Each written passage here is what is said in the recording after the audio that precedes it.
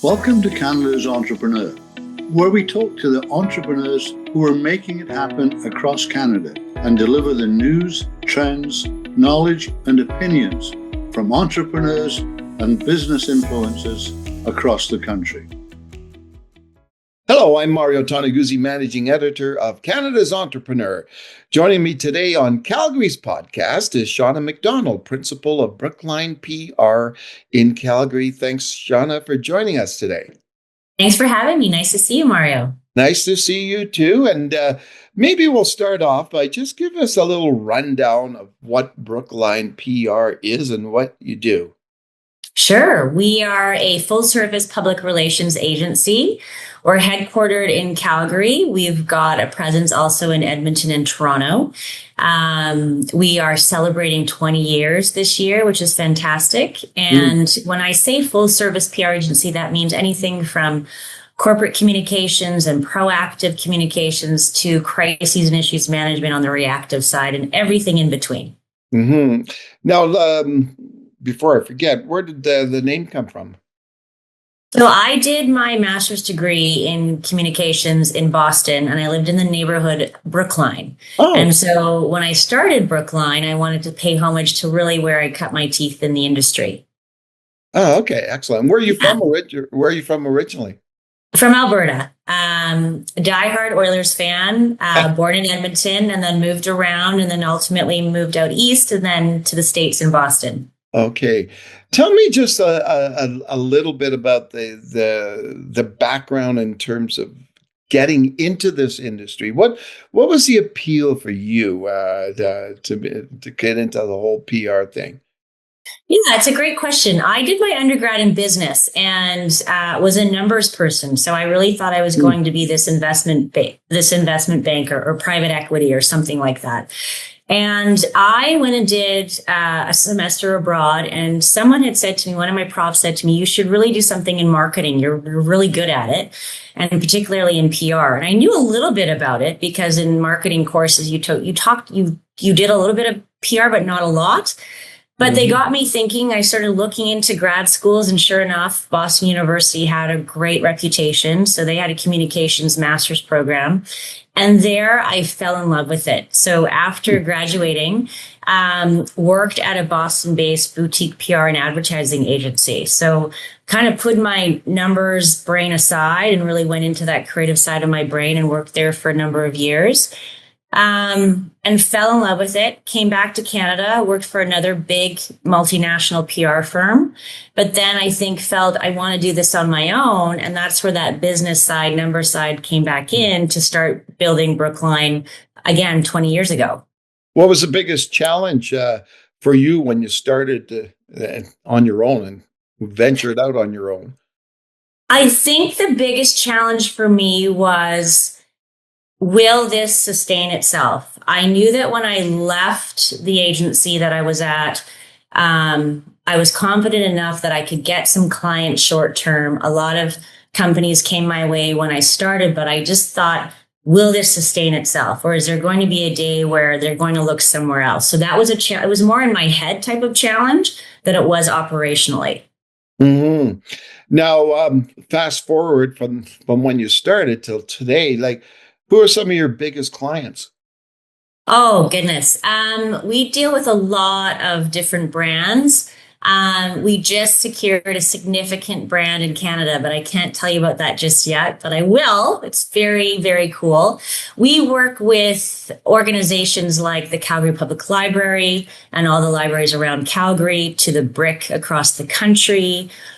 We've had the opportunity to work with my favorite NHL team, the Edmonton Oilers, and we help do all the marketing around Ice District. Oh. So when you watch the Moss Pit and all the people in it, all of that infrastructure, we did the marketing and PR for. So very proud of that.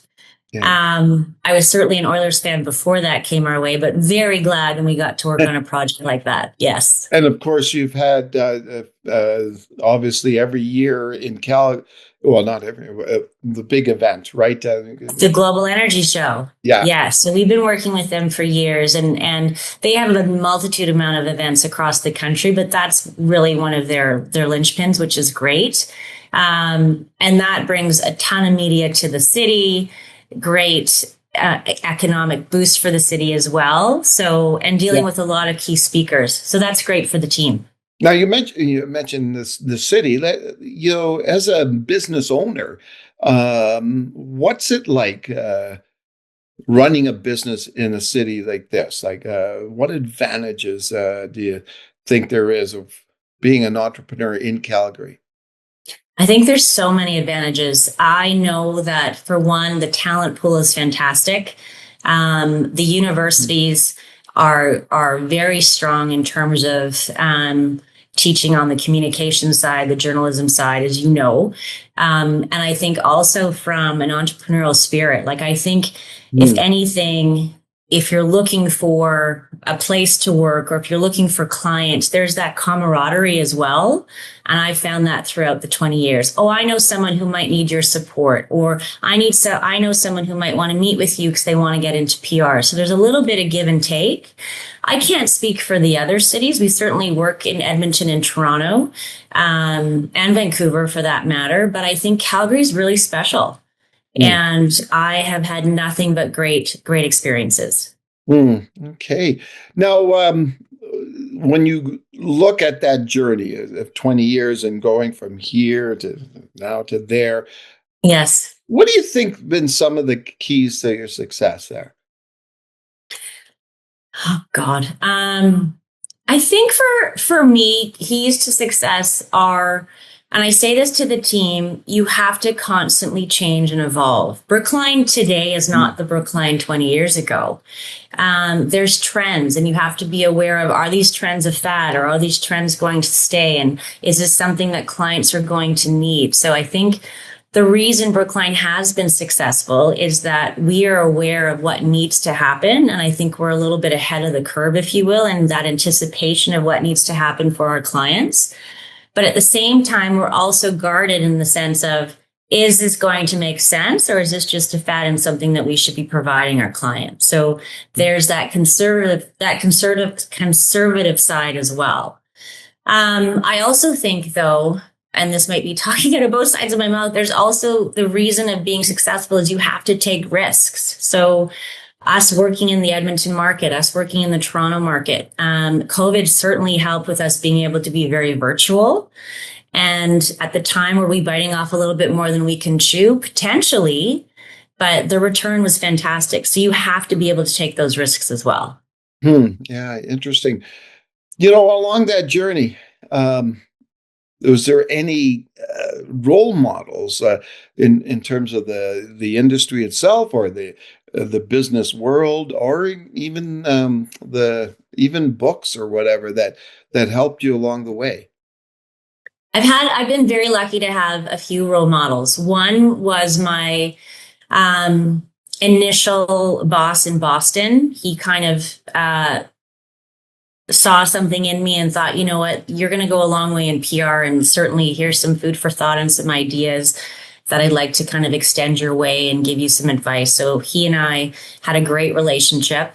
And then when I did start Brookline, I still have two former clients that I go to just for advice or get their opinions on things. They saw me as their PR agency at the time, but now that they're former clients, they also know what we're good at and what we can do. So I have someone on the financial side that I certainly go to, but then I also have someone on the operational logistics side as well, which is really good. And I'm very lucky to have that. Yeah. Why do companies need PR? They need PR for a variety of reasons. Often, I literally just got a phone call this morning. Often clients come to us for a crisis or an issue, and they need to contain it, right? So there's that reactive piece of, how do I figure this out? Don't know what to do, help.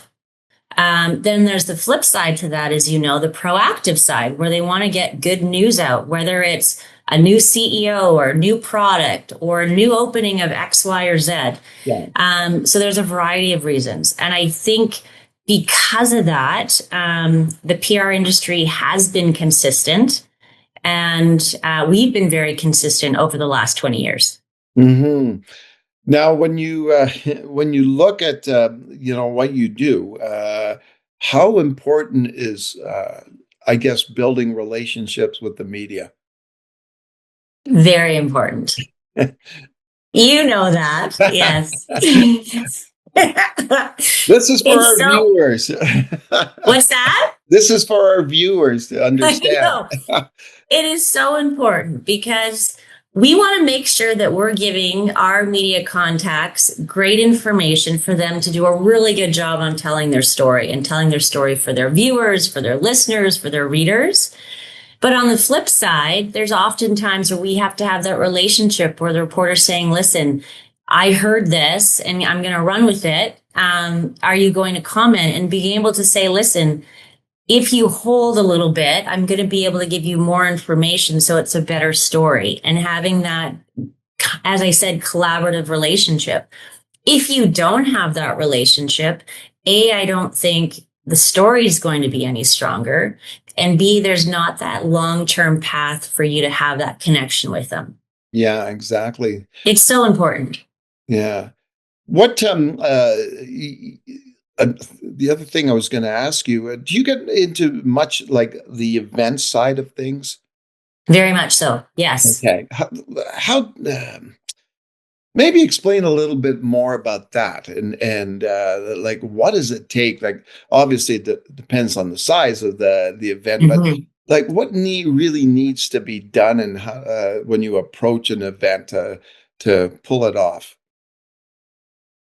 I think you have to start from concept. What is a concept? What's the theme? How are we going to envision this overall event? We've done events from opening Calgary's longest runway at YYC several years ago to opening Rogers Place Arena in Edmonton with former NHL players and the logistics and the security around that, to a very intimate board meeting with key dignitaries and government officials. So whether it's small or huge or and large scale, you have to come up with a concept that everyone is bought into. So then once that concept or theme is approved, everything can be built based on that.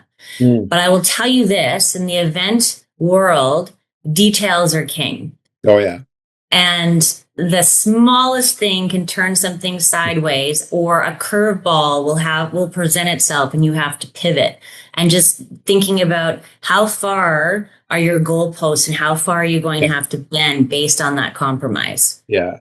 I remember, and I don't know if you know this, but I years ago, when I was still working at the Herald, Calgary Herald, I took a PR course at Mount Royal. It was one of the certificates, so I got a certificate. That's awesome. Yeah, but one of the courses was on event planning, right? And I was just like amazed. Right. But then it all sort of made sense. Right. Just the little things like parking, you know what, if you're holding a news conference, there's one thing, as you well know, that will get media really ticked off is that they can't park anywhere near where the site is. Yes. Right? Yes. Absolutely. And not having any food or drink at yes. So just simple things like that, right? Yeah. Totally. To porta potties, like sometimes you have to think about what is it, how long is this event? And the details I think are absolutely key. But again, nothing is ever going to go completely as planned. So you have to be flexible and think on your feet. Yeah. When you look at the whole industry in general, what do you think the biggest changes have been in the industry over those 20 years? Well, I think the consolidation of media outlets for sure, and having to make sure that you're honing in and targeting your stories with media that are still here. But I also say, and the consolidation of that is because the growth of digital, right? The growth of digital is huge. And when I say digital, I mean content creators, influencers, citizen journalists. No longer is the breaking news in a newspaper. The breaking news is on an iPhone. The breaking news is mobile. So having to transition into that world is key. And I think, as I said at the beginning of our conversation, you have to embrace change. and be able to go, okay, this is the world now. How are we going to make it work? And how's it going to be really good for our clients? So you touched on an interesting thing there, and I want to explore a little bit more. When you look at the media, and for those of you who don't know, I spent 35 years at the Calgary Herald. Yes, you Okay, did. so there, that's out. So, And you're awesome. so thank you. So, things have changed. The Calgary Herald, like any other newspaper across Canada, have limited resources now. Limited resources, limited space, right? So, Completely. so yet on the other side, what you've seen is the growth of kind of niche publications, right? Well, I guess we're one of them, right? Exactly. Type thing, but a lot of that, but then also a lot of the personal ones, like the content creators and the quote unquote influencers. So, Yeah. so do you spend as much time now on the other side than you had, say, in the past, as opposed to in the past, your focus probably would have been completely on mainstream media, right? Completely. Well, as the world of social media has evolved, we've certainly spent a lot of time on the digital side, but I will say it truly depends on the client. Our B2B clients are still very much integrated into traditional media or vertically based media, whether that be energy, healthcare, transportation, etc. Our B2C clients, where it's very consumer heavy, for sure, the content creator side has really grown. Oh, okay then.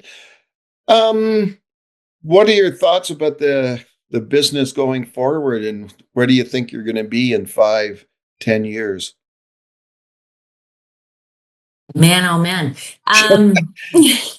For us, and this is certainly well known within the team, but I think for us, we really want to look at building out our Toronto presence more. I think with this current new client that we've just secured, that's going to be a really great opportunity for us.